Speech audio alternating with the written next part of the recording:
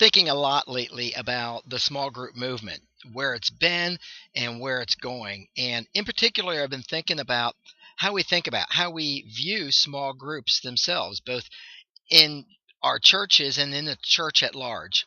And one of the things I think that we've done over the last, say, 30 years is we talk a lot about small groups themselves. And we talk about the need for small groups in churches and the need for people in our churches to be in small groups so that they can connect with one another and so they can grow spiritually. And we've needed that.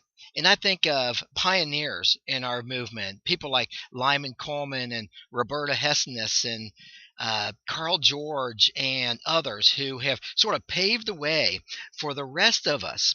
And now, today we have plenty of books that have been written on about small groups and how to do small groups in churches, and there have been numerous conferences on it, and you'll find lots of websites now as well. And now in our churches, many of our churches have small group ministries devoted to having small groups in their churches and building small groups throughout their churches. And of course, because we have small group ministries, we have small group ministers in our churches as well.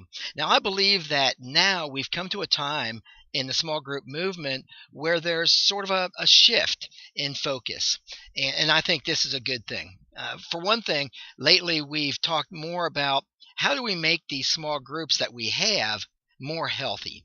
How do we help these groups to truly be environments where discipleship is happening? How do we make sure that authentic Christian community is actually happening in these groups? And importantly, how do we make sure that these groups are missional, that they exist for more than just themselves, but they exist for their neighborhoods and to reach the world around them? Now, I think now there's the trend is even starting to move forward even a little bit more. Instead of talking just about small groups and why we need small groups, we are now talking about the most important things, and that is discipleship itself, being missional, and how we as our churches can be sure that we are places where we really are going and making disciples of all nations, starting in our own neighborhoods, and then how our small groups fit into